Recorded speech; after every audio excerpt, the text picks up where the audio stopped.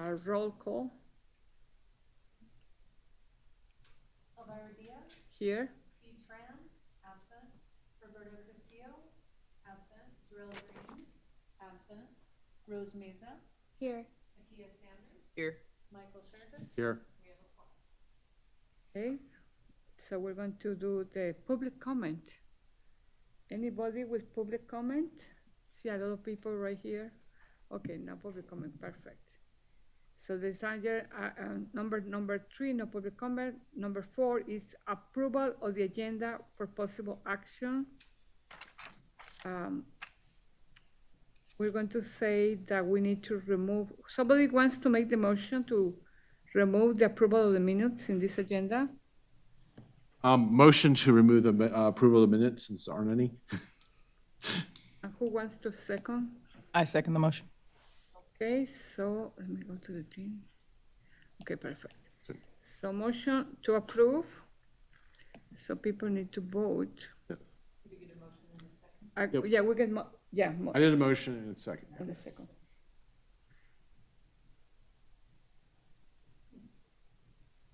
The computer's a little slow, so 1 second. I'm not sure, who did the second? Yes, I second it, yeah. I second, yeah.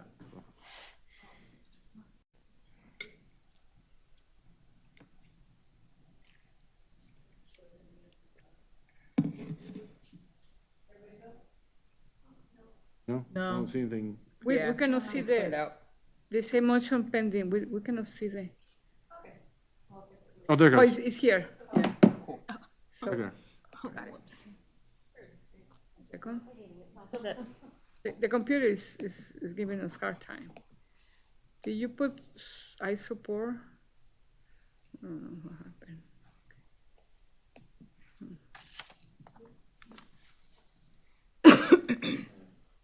Give me a second. My computer is no. No, it doesn't. Okay. Everybody votes? I don't see it. Do you see?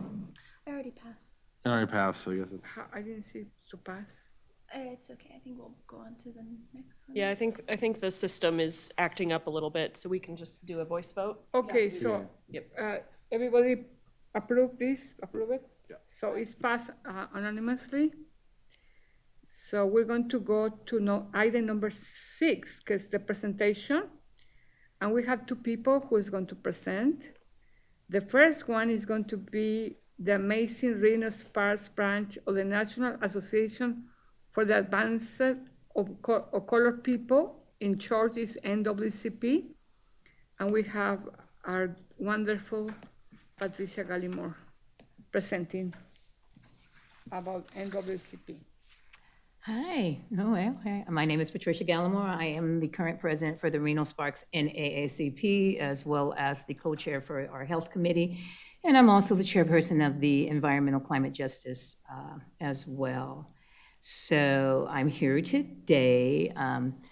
Of course, the NAACP has been around since 1909, so it's 114 years. We are the oldest civil rights organization in this country. I've been doing a lot of work in terms of, like equality for everyone, actually, and that's kind of what we're looking for. I know, don't let the name of the National Association for the Advancement of Colored People fool you. We represent everyone. So initially, when we were starting back in 1909, the reason being was basically for the rights of African Americans based on lynchings. So yes, with the individuals that started, we were not all Black folks. I won't do a history here, but you can Google that up and take a look at it, and it'll tell you, that who our founding folks were in terms of looking for the respect of African Americans and stopping those lynchings. And it looks like kind of we're going around in full circle in terms of what's happening. So today with my presentation on diversity, equity, and inclusion and what it means and what's the difference and why we need it, it's interesting now that we have to have trainings in terms of how we should treat individuals and how it should be that way, but since here we are, you know, and I always take folks back in my time, some of y'all are much younger than me, 1964, which is in my time, you know, that was the Civil Rights Act that happened, and it took an act of Congress, an act to give us our civil rights, and us being Black folks. It wasn't at that particular time, it would have been African Americans. I don't like the term actually Black folks. And then I will take y'all over to 1965, and that's when we acquired our voting rights. So when you think about it, that's a very short span of time, okay? And so I like to relay the message out to folks that it's important that we look at what we're doing so we don't repeat things that, again, so we don't have that vicious circle. And sometimes folks that come in after me, because a lot of this information, a lot of stuff that I'm talking about is not really taught in school, right? It's very glossed over. I didn't learn it until I went to college, and I minored in African American studies, right? And that's when I started learning, and I also took some classes in Civil War and Reconstruction, and the dynamics of that in our history. So it's just history. That's all this is. No different from anyone else's history, it's just history. And as I said, in order for us not to create the same mistakes, we have to learn history, and we have to be truthful about it. We have to put it out there. But as I said, you know, I kind of do this diversity presentation a little bit different. I wish we had a room full of people, but we don't. But there might be some on social media and some that are also listening. But, you know, first of all, you know, when I look at, there's a graph here, equity versus equality, and what's the difference, right? And when you look at that's the very first one. And you look at the diagram there, and you'll see what equality is, right? And we're looking at that tree. And I would ask folks first, before they even look at the paper, to give me a definition of what you feel equality is, right? But since, Can I make that bigger for them? okay, sure, go for it. Big. There you go. There it is. Yeah, see, I can't see the folks out there, but y'all can see me. So when we talk about equality, you know, what it means, equality means each individual or group of people is given the same resources or opportunity. And then versus, you know, our equity recognizes that each person has different circumstances and allocates the exact resources and opportunities needed to reach an equal outcome. So when we think about that, we can analyze it a little bit and say, and you look at the diagram, you'll see that with equality, you know, we're both on the ladders, we're both there, we're picking, you know, the tree there. And so it's kind of like we're equal, right? And then equity, we're looking at, okay, we have an individual that has it a little bit further up, and then the other one's down. So it took me a moment to actually, for me to even understand that. But equality is just as it said, means each individual or group of people is given the same resources and opportunity. And so that's good. We need equity, we need equality, we need both of those. And as I said, so we can go to the next diagram too. Do I do that? Can I put, oh yay, I can go up. All right, so in the illustration above, the two individuals have unequal access to a system. In this case, the tree that provides the fruit with equal support from evenly distributed trees, their access to fruit still remains unequal, you know, their access still remains unequal. The equitable solution, however, allocates the exact resources that each person needs to access the fruit, leading to positive outcomes for both individuals. So while the tree appears to be in a naturally occurring system, it's critical to remember that social systems aren't naturally inequitable.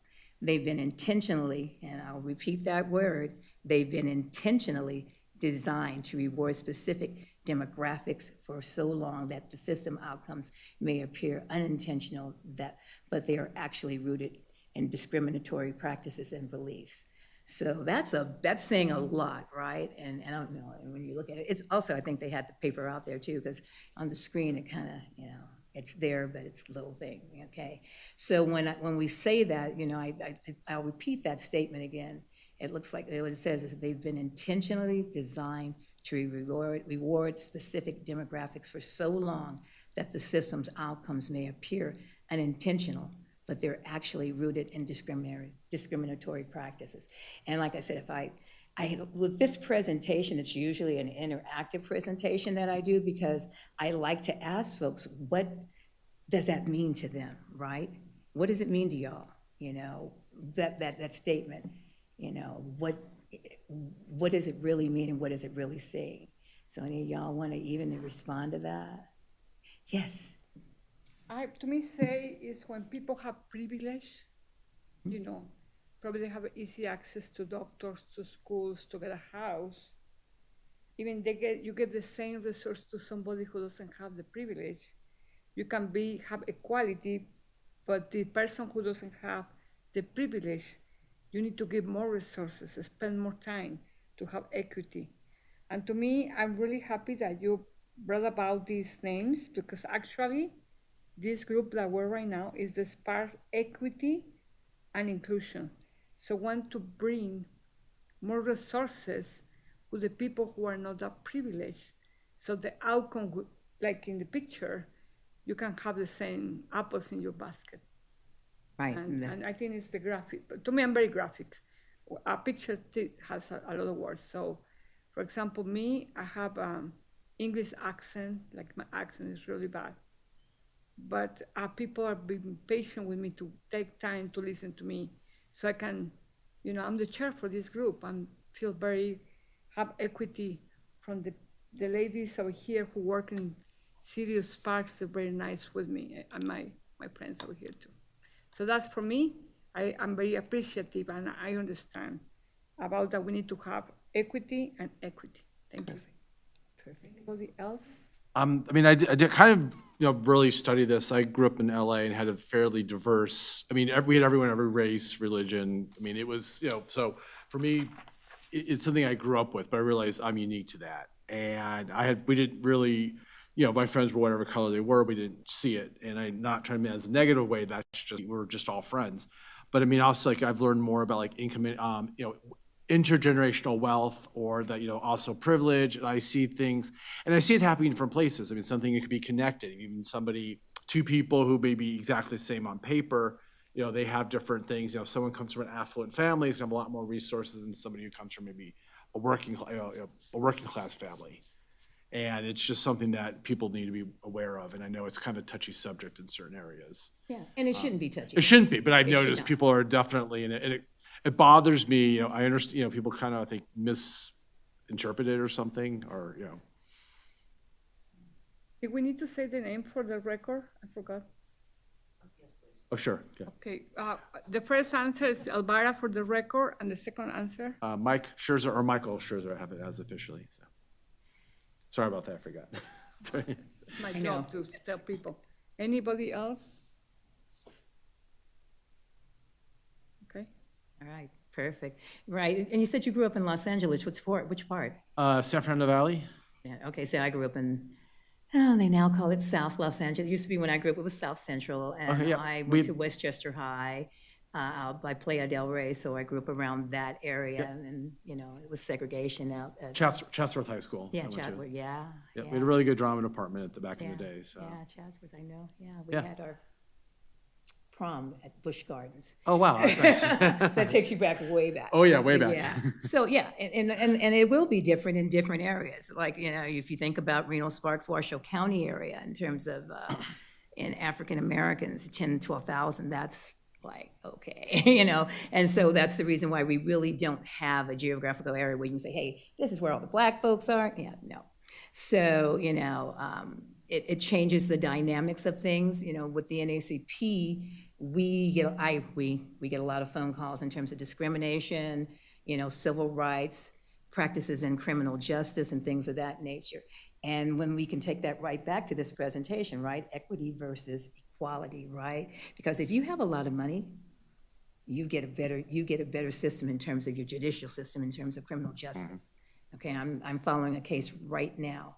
And for me to get a criminal justice attorney to take a case on, I'm not asking for pro bono, but I'm asking for them to lower their rates from $50,000 to $40,000 to maybe the $10,000 to $20,000. And it's very, very difficult, you know, and I get it, don't get me wrong. I totally get it, I understand. You've been to law school, you've spent a lot of time and put a lot of money into it yourself, but there are folks that are less fortunate and less privileged, I'll say that as privilege, and because it comes in the form of even as education as well. But, and then, you know, going back to the presentation, the route to achieving equity will not be accomplished through treating everyone equally. It will be achieved by treating everyone justly according to their circumstances. Justice Alvera has just said, you know, in terms of, you know, folks take a little bit more time with her. I understand her entirely, but hey, I'm around her all the time, you know, you know, so you know, folks can say that I even have an accent for that matter.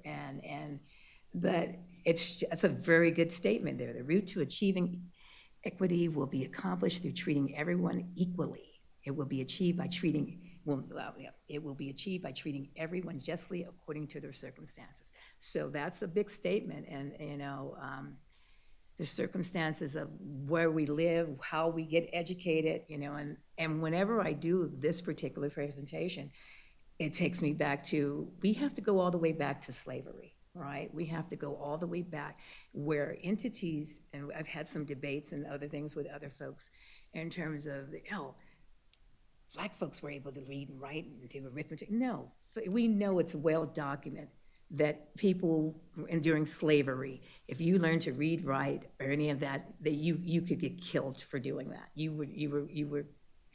were brought here and bred here to till the tobacco or cotton fields or be in the house in cleaning and what have you.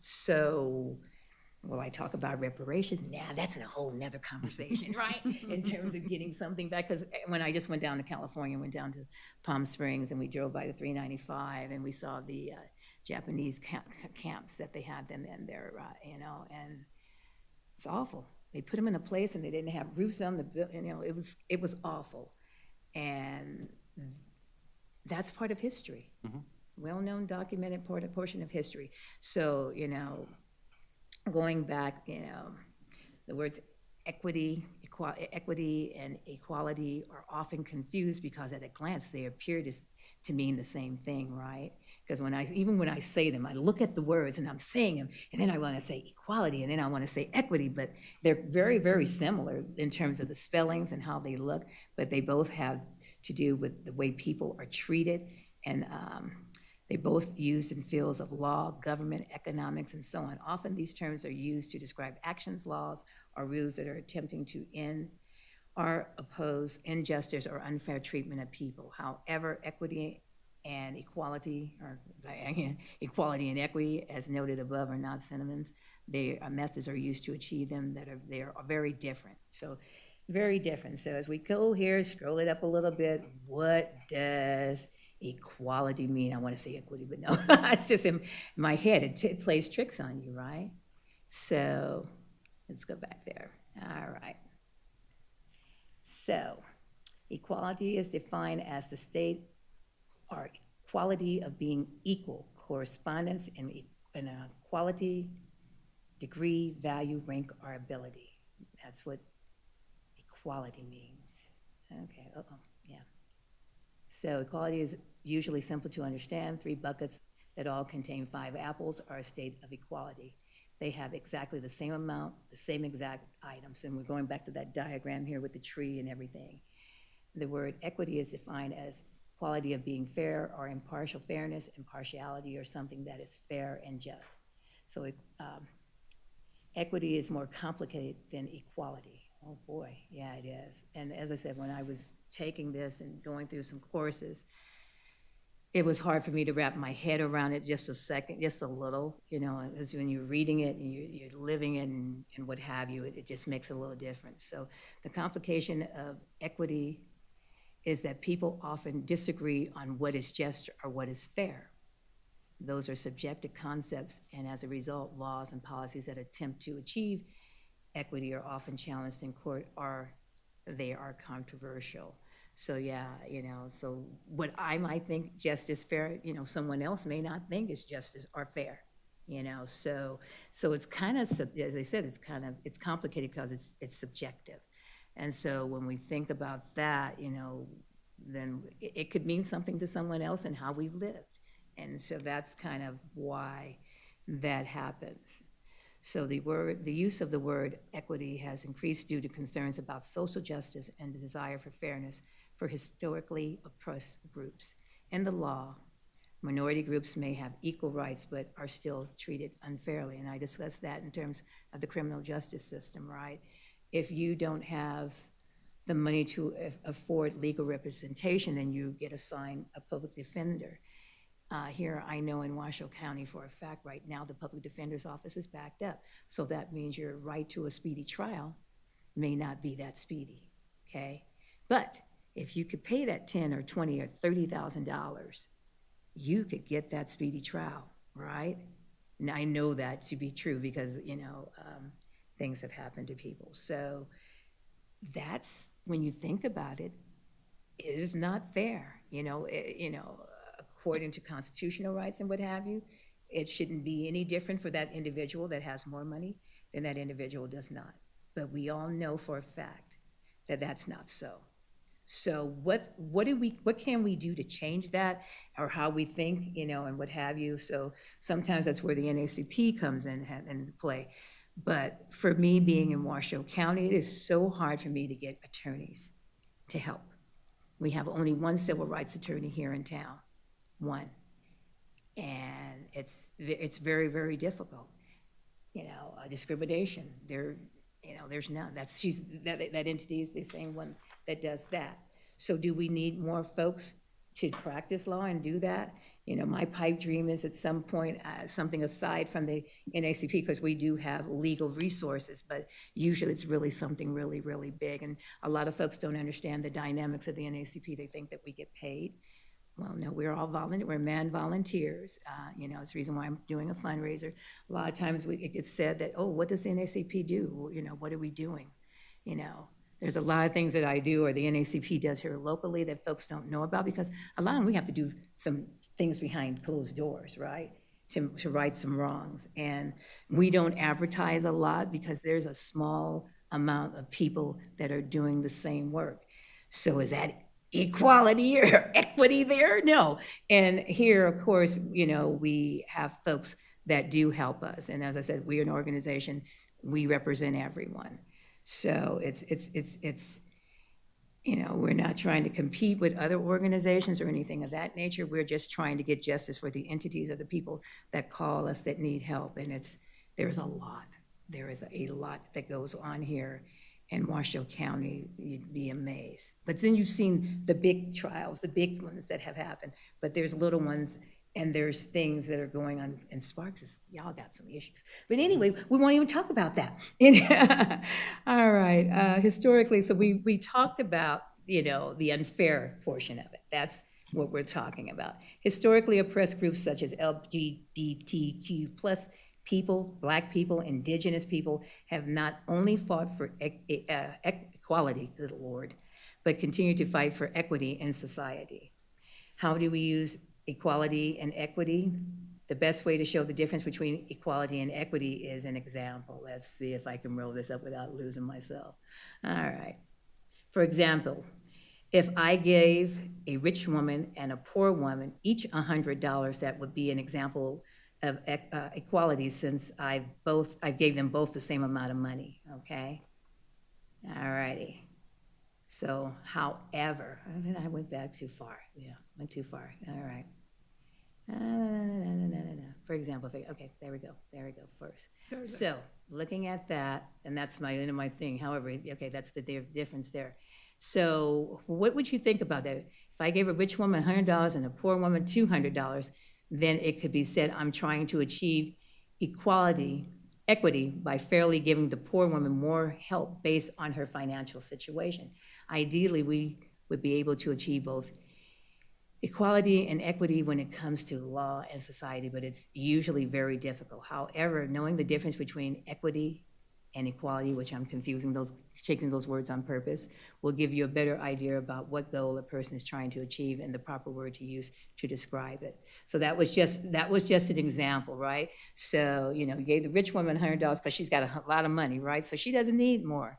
Then we gave the poor woman that $200 because she's, you know, she doesn't have that much, to try to bring them, I guess, to the baseline, basically, of the same. But, you know, it's not gonna be the same, and we know it's not gonna be the same, because we have to dive deeper into that situation and see, well, why was that individual, why was she a poor woman? Was she less educated? Did she leave her home? She could have been a rich woman. You know, I would dive in, you gotta go into the background of the situation, and that's what we have to look at. So, you know, basically, as I said, some folks find this, you know, an uncomfortable conversation, but it's real, right? It's just things that we have to talk about. So do we have any other questions? I mean, that's kind of sort of my presentation. I can make it longer, but, you know, yeah, we don't really have to, you know. It's just based on, Go ahead, Derek. yes. I do have, actually, I do have for the record. First, I understand seeing things that are happening in other states. There's mainly one I won't mention, but talked about how slavery could be advantageous, I guess, for job skills. But, so are you seeing a change in attitudes here? Plus, I recognize that Nevada in 2022 passed an ERA, which I believe is one of the most progressive in the country, if not the most. I mean, I know it's one of the, I don't know of any other state that has it. I mean, I could be wrong. But do you see differences with how, I guess, how it's affecting? I do, you know, in terms of outwardly, I go down the legislature and walk those halls as well, and I'm a non-paid lobbyist sometimes, but right now, we have a different, you know, we have a woman-based legislature. Right. Awesome, you know, which is something throughout the nation. A lot of, we're one of the few, right? So I think that changes, so we need a woman president, yeah. But, you know, we've changed, but then once again, behind closed doors, you know, it's kind of like, we'll give you a little bit, but you still have a long way to go, and which we do. You know, that's awesome. You know, we're here in the state, it was passed, Juneteenth is a state holiday. Awesome, you know. I hope folks know what Juneteenth is, okay? And, you know, because instead of just getting another holiday, we have to put, you got the potatoes, but we got to put meat in there. So I think we have to know the history behind it, and that needs to be put out there. You know, yes, we are progressive in some issues. Yes, we did get the ERA, lots of women, we did that. You know, we still have, you know, our abortion things that are cool here as well, other places don't. So yeah, we are a progressive state in some ways, but there's a lot of ways that we still are, you know, are lagging behind. So, you know, I always say that there's room for improvement. You know, we're doing actually very, very well. And you said you had a two-part question. Well, that was just, I was wondering, yeah, because it's been interesting, because I moved here from Northern Virginia, so Okay. national news, and, which is, Northern Virginia is very different than the rest of the state, too.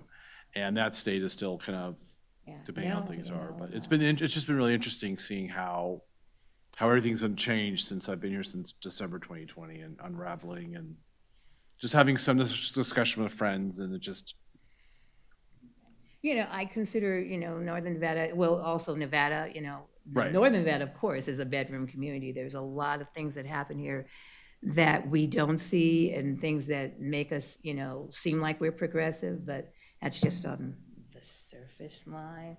Got to dig in there a little bit deeper. But I think we're very, very fortunate, because being here, you know, being able to talk to our legislatures, our politicians, being able to affect change, you know, being able to talk to law enforcement, our district attorney, all those things are very, very easy, accessible. So that's awesome. I think that we are doing a great, really, really well here with that. We have a lot of meetings, we have a lot of things that we're doing, hence the reason why I'm all over the place sometimes. But with that still being said, it's all over, you know, surface line, right? We got to get in there and dig in a little bit, and you'll see that there's a lot of things that we haven't progressed on. is there a big difference between, well, like Northern Nevada, and then like, let's down in Clark County, which I know generally kind of vote, you know, I would The think poll, so, I guess, of the yeah. state- of the Yeah, state I'd as say well. yes, there is, you know, a lot of difference. I can only speak for my portion Sure, here, living yeah. in Northern Nevada, but I have my Southern Nevada counterparts, even, you know, we have a Las Vegas NACP as well. Larger city has larger problems, right? And they have a lot of different issues that go on there that are different than ours, right? And so, but straight across the board, when they come down to Carson City and do legislature and, you know, make the laws, then those laws affect both sides of the bucket, right? You know, with the housing, you know, with cash bail. I know Plan worked on cash bails. Now is, once again, with, you know, with the COVID and some of the things, it's straight across the board for everyone. So, I mean, you know, the whole state gets affected by the laws that we make down in Carson City. So, yeah. Yeah. Thank you so much. Thank Any you. other questions, anyone? Thank you. I Thank want you. to ask you a question. Yes, ma'am. How the people, this is Facebook Live. And whoever's listening to this podcast and this Facebook Live, how people can be part of NAACP in Northern Nevada, who they need to contact, which days you guys meet, at what time, Certainly. and what type of events you're going to have if you have something. Sure, no worries. So at the Reno Sparks NACP, as I said, we help everyone. They can outreach to us. They can go to our website at renosparksnacp.org, O-R-G. We have a form. We finally updated our website. A form there. If you check under general inquiries, you can reach out to us that way, and we can respond via email. You can call us at our branch phone number, which is on that website as well, the 775-322-2992. 775-322-2992. You can get involved by reaching out to the NACP. We are looking. So I'm 66 years old. I'm considered young. You know, I'm retired. And I get that folks got to work. I totally get it. I worked as well. I've been a member of the NACP. I'm a life member a long time. So as I said, we don't get paid. And my ask is, you know, if you could even give 1 hour a week, you know, maybe perhaps even answering our phone, our branch phone, to see what type of inquiries that we're getting, because that phone rings all the time. And then, or, you know, join some of our committees. We have a criminal justice, we have environmental, we have health. Our health committee is very, very robust in terms of what we're doing throughout, not just Northern Nevada, but throughout the entire state, in terms of making changes, making health better for everyone, and for the underserved population as well. We need help with getting our housing folks, you know, together in terms of that. As I said, my main thing for me is environmental climate justice. Folks don't understand how environmental climate justice and health go hand in hand together. If you're living in a place where, you know, you're getting natural gas and you have a gas leak in your house, okay, that's going to affect your health, okay? If you're living with asbestos, it's going to affect your health. Lead paint is going to affect your health. So environmental climate justice go hand in hand. I know a lot of folks in terms of natural gas get really scared, don't take my natural gas away. But why does it have to be, or, you know, you have to have an order put to something so you'll know that it's going to be affecting you, right? So we are living in Northern Nevada, why don't we have more solar?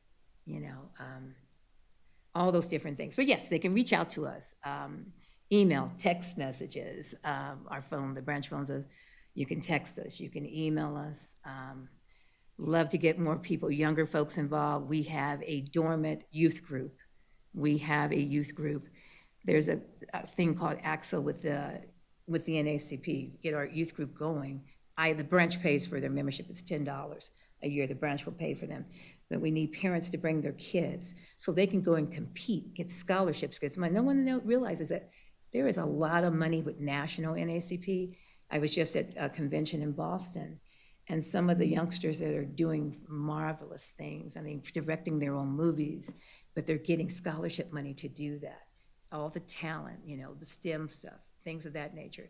So we're looking to get our youth program up and going, but, you know, when you're talking 10, 15 people, and I'm president, I'm everywhere. I did help you run the youth organization, so getting that back going. Research the NACP. We go to NACP.com national and see what Axel is, and in terms of research what this organization does in general, and then know about what we're doing. Because at one point, NACP in Northern Nevada, Sport Renals, because we only do Washoe County, that's what we're chartered for. We've done a lot of things, but we need people to help us. We need help. And we need youth, because as I said, I'm not youth by any means. So yeah, reach out to us. I appreciate that question now, Vera. Thank you. And if you want to stay for the announcement, or you can announce your banquet that you have. Oh, yeah, sure. No, I'm going to stay. I am going to stay. Okay, Yeah. you stay for the announcement. I will do that. So we're Thank going to say thank you to Patricia Gallimore, the president of NAACP. And just to make an announcement that she is one of the reasons that we have this Spark Equity and Inclusion Advisory Board. She's one of the pioneers that we meet on Zoom. So thank you so much. Appreciate it. Thank you all. Thank you. Thank you. So next in our agenda, oh, I'm so happy about this one too. We're going to have Raquel Montserrat. She's from the Special Events Supervisor. She's going to present us for the National Endowment for the Arts grant update. This Sparks Equity Inclusion Advisory Board approved the grant, and Raquel is going to tell us about great news. So thank you, Raquel.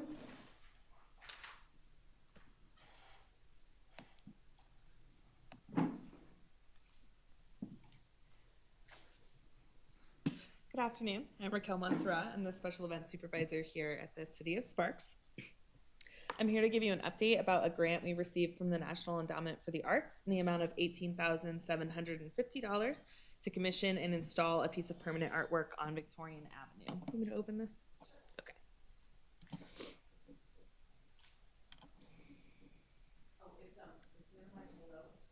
Oh, great. Got it. Thank you. Okay, in 2022, the previous supervisor applied for this grant to help fund a commissioned art piece to be installed across from Victorian Plaza in downtown Sparks. The grant named the Equity and Inclusion Advisory Committee as a partner on this project. The first piece of this project is to collect input from our community members to gather information about what people living in Sparks value about our community and how they would describe the character of Sparks. The Arts and Culture Advisory Committee voted on these 2 survey questions to distribute widely to our community at these events and through a public survey. The survey answers will be compiled and given to the selected artists to give them an idea of what the people of Sparks would like to see in their downtown core. Once the public input portion is complete, a selection committee will be formed and the call for artists will go out in August. In May, I met with Elvira to discuss ways to get feedback from diverse groups in our community and particularly lower income populations. We set up a booth on a Saturday in July at the El Rancho Drive-In Swap Meet and printed wrap cards with QR codes to the survey in both English and Spanish. The regulars at the swap meet let us know that we unfortunately picked a bad day and we didn't get much feedback, so we're looking forward to trying again soon. Last month, we held 2 additional community engagement events, as well as released the survey to the public on social media in both English and Spanish. This included asking for input at the Generators monthly Art on Tap event, as well as a booth at Hot August Nights last week. Both of these engagement events were successful. Moving forward with this project, I'd like to request your help with any connection you may have to local or national arts organizations that particularly serve diverse communities. We want to be sure that every interested artist gets the chance to submit their resume during the call process. In addition to this, we would greatly appreciate if you could share this opportunity with people in your networks that you believe would be interested in applying. Those are all the updates I have for you today. Thank you for your time, and I'm happy to answer any questions. Any questions? I guess, Michael Scherzer, for the record, is there a link that we should share or anything, or? Yeah, so as soon as if it's okay with Allison, as soon as that call for artists is public, I'll get that over to her so she can get it to you guys. Thank you. Akia Sanders for the record. Have you reached out to like local art organizations? No, we haven't created the call yet. It'll happen this month. Okay, because I was a part of the first Washoe County Leadership Academy cohort, and our team, the project that we did that actually went through, we teamed up with, I think, Sierra Arts Foundation. Okay. And we decided to do art classes for the kids at Jen Evans. Awesome. And so other people came in, they matched our funding, and so that's like, apparently it was something that was happening previously, but lost funding and maybe some issues happened, so they had to stop the program. Well, we were able to restart it. And so it's pretty exciting. The county commissioners have all got behind it and added a lot of funding, so I don't know, like, maybe an idea if one of the students creates something awesome. Yeah, that you would be know, and great. then- Yeah, I don't know, just the thought. Sierra Arts is a really great Yeah. partner of ours, and I'll make Perfect. sure that they get it out to Awesome. everybody they can. Thank you. Yeah, of course. Rose Meza for the record. Have you reached out or are aware of UNR's like art program or their students? I'm not too familiar with their art. I just know they have the massive like art building, and I was just thinking of them. Yeah. I'm STEM, so I only see them when I pass by. So I'm not sure if you're familiar with them or if you plan on reaching out to their department. Yeah, definitely. We'll make sure that we do that. Okay, awesome. And I'll be sure to, once we get that link, to send it out to all my art major friends. Awesome. Thank you so much. I really appreciate it. Michael Scherzer for the record. This is I have an acquaintance that hosts Renoites, the podcast. Oh, okay. Connor McQuivy, and he may be a good resource. Wow. Yeah, that's. I'm not really friends with him, but I do like I run into him when we say hi, and so I think he's I've learned a lot about the area being new here. You know, the Reno Sparks area, Tahoe, just Yeah, that's a great suggestion. Thank you. He was a part of the Leadership Academy too. yeah. He's looking for content always, so he could do always a short podcast too. Okay. Thank you. Elvira Diaz for the record. Also, we have the Latino Arte and Cultural. They use a lot of children, so I don't know. You I'm sure can they ask. still have like a mailing Yeah. list or something. Yes, so there's that was an event last Saturday for poetry and reading books. Everything in Spanish, I think. Bilingual, but mostly Spanish. So hopefully they have a new space in City of Reno. So maybe you can find fresh contacts. All right. I will definitely Yes. reach out. So thank you so much for being so you. passionate and involved, and to be out of your comfort zone, go to the swam meet and have a booth. That's very important. That's where you find people. So we really appreciate you. Thank you so much. Thank you. Thank you. Okay, so wonderful presentations. Now we're going to go to general business items. We're going to consider discussion of possible action. And we have something in the calendar for the Sparks. So I'm going to open that one, okay. So we have a little discussion, and I'm going to say consideration, discussion, and possible regarding the City of Sparks community calendar. Alison, you like to talk about that? I would, Madam Chair, thank you. Allison McCormick for the record, and I don't have a slide deck or anything, so if it's all right with you, I'll just stay up here. Yes. Just a quick update. We have added several events to the city's community calendar on our website. You can find that calendar by going to our website, cityofsparks.us, scrolling to the bottom and clicking on the Event Center link, and that will take you to the calendar. We've posted events on there through September based on the following criteria. The events that we've posted are one-time or special events, not something that occurs weekly or especially frequently like that. They are of an educational, social, cultural, or recreational nature. They are not commercial or ticketed events, so they are open to the public at very low or no cost. And they are sanctioned or permitted by either the City of Reno or Washoe County. All of the City of Sparks events are already on that calendar, thanks to Raquel and her team. But that's the criteria that we've been using generally. So that is my update for you today. Any comments for for the committee. Any comments? No? Thank you.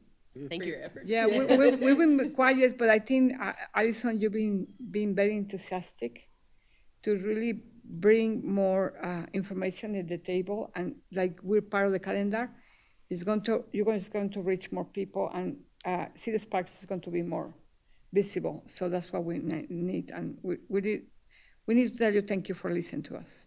Thank you. Okay, so now I'm going to go.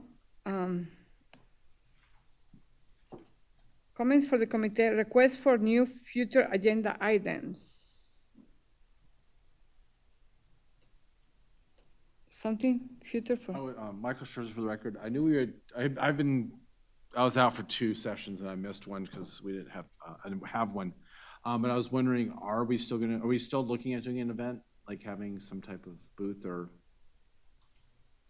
I might be a little behind on my time, sorry. I apologize for. We being the city, had been looking at doing another Sparks Proud community event this fall. Dates, frankly, are not working out with many of the other special events going on. I've also received some feedback from this body and some of the presentations that have gone on the last handful of meetings about the importance of going to existing community events rather than trying to create our own. So we are sort of looking at refocusing on that as a staff. So nothing concrete to report, but certainly have heard that feedback. Okay, thank you. Thank you. any other question? No? Okay. So we're going to the next one. Committee members' announcements. Committee members' announcements. So go ahead, Alison, please. Thank you. Thank you. Committee member Tran sent an email. She wasn't able to join us tonight, but I told her I would read this into the record. And she writes, "Hello to my fellow board members. I wanted to comment on the agenda item that was discussed during the City Council meeting on June 26th, 2023. Agenda item 9.14, Ogletree Deacons Engagement Agreement. This item was presented in front of the council to approve an agreement with a third party to update policies and hiring strategies to include equity and diversity for city staff. I was surprised to see this item come before council without any engagement with our advisory board. I am now confused as to what our role is as an advisory board. We have been thoroughly discussing what we want to see out of a community survey and how we can increase community engagement as well as staffing our city adequately. I hold high regard for my fellow advisory members and appreciate their time and value. I hope to ensure that we, as engaged community members, are walking side by side with the city in assisting where we can." Thank you, Madam Chair. Yes, anyone has any comments about that email that Titran sent to us? Go ahead. I was just Your gonna, name. Kia Sanders for the record, I was gonna say thank you, that she's paying attention to the city council meetings. I mean, obviously, we're all busy and working, but that was a huge catch. And she's right. What is the point of this board if we're not being advised on decisions like that for the city of Sparks? So I agree and support that letter. Elvira Diaz, for the record, yes, Titran mentioned that to me. She sent me the link for that City of Sparks. And I learned something. First, I need to watch myself. This is what's going on in City of Sparks. And also, we need to internally outreach to the people who works in City of Sparks, especially somebody who is in the HR department, because we're not getting paid doing what we're doing. We bring the whole community, and we're not probably experts in this side who is going to be the person who's going to do the data entry or whatever, but we can suggest people.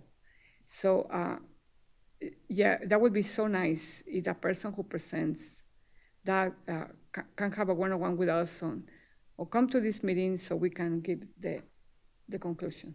So I appreciate Titran for, to catching that thing too. And also I appreciate the city council members who supporting us too. Because I watched the thing, and I said, oh my God, Elvira, you need to watch. Because these meetings are online, so we have no excuse. We can watch it. We don't have that date. Any other one? Go ahead. Michael Scherzer for the record. I'm not sure this should be an agenda item or a future announcement, but going back to Renoites, I did speak with Connor at Riverside Farmers Market, and he would be interested in having some people talking to him about what we're doing that may bring some attention. And I definitely recommend that, these other organizations do the same, gives us some free publicity. But I don't know if that should be an agenda item or an announcement if we would discuss to have how we should be represented. So I wasn't sure how to bring it to the table, so. I will reach out after the meeting and maybe get his contact info from you, and Sure. then we can go from there as Okay. far as getting an agenda item or something put together. Okay, great, thank you. Yeah, Elvira Diaz, for the record, answer also to you. What I learned, I invite Patricia Gallimore for this meeting. How it goes, people can reach to us to tell us they want to do presentation. So how it works, I don't work for City Sparks, but Allison works. So I give it to Allison, and Allison to do the contact and the vetting of the person and everything. So we use the connectors. So I think your comment was very important. Thank you. Thank you. Okay. Now we go back to the staff announcements. And did we have the events announcement here? No, event, right? Where Patricia can invite us to her event? Public comment would be the Public best comment, perfect. opportunity for that at this point. Perfect. So staff, do you have any announcement for us? I do not, thank you. Okay, wonderful. It means we're doing an amazing job, so perfect. Okay, this is going to be, I have the little card, that's right. I have a public comment. I have Patricia Gallimore. You can come to the podium to do a public comment, please. No, just kidding. Greetings, everyone. My announcement was just going to be our fundraiser. As I said, the Reno Sparks NAACP, we're not funded by anyone. We're a volunteer organization. So we're having our fundraiser, which is our Freedom Fund Banquet, which is going to be August the 26th, Saturday, at the Atlantis Resort and Casino. Social hour is from 5:30 to 6:30, and then we start the program at 6:30. Eric Brown, who is the Washoe County Manager, is going to be our Master of Ceremonies. Alfonso Franklin from Sigma Computing is going to give our welcome greeting. In discussion with Thriving Together is our theme in terms of integrating that with AI and the new, that new term of AI, what's going on. And then our keynote speaker is going to be Attorney General Aaron Ford. He'll be as our keynote speaker there. So just go to our website, renosparks.nacp.org. There's links there that tell you everywhere. You just push. And we also, we take everything. And the QR code's there as well. So thank you so much. Appreciate y'all. Any question? No, it's public comment. Okay, I'm going to do a public comment myself, so I need to go in the other side. Somebody watch, I don't speak more than 3 minutes. Madam Chair, you can stay up there if you would like. Wonderful. Okay. So my name is Elvira Diaz, and I'm going to talk about, for the organization that I work. So we're going to do an event, and the event is Protect the Free Speech and Drag Queen Story Hours. And there's going to be a meeting on Tuesday, August 15 at 10 o'clock in the morning. It's going to be at the Washoe County Commission meeting. And the address for that commission meeting is 1001 East 9th Street, Building A. So you guys can Google PLAN. PLAN is the Progressive Leadership Alliance of Nevada. And you can find in the website the event. And I have also the little paper that I'm going to give to Allison, I don't know. So just to protect the free speech. Thank you so much. Okay. So public comments are finished. And we're adjourned. Thank you.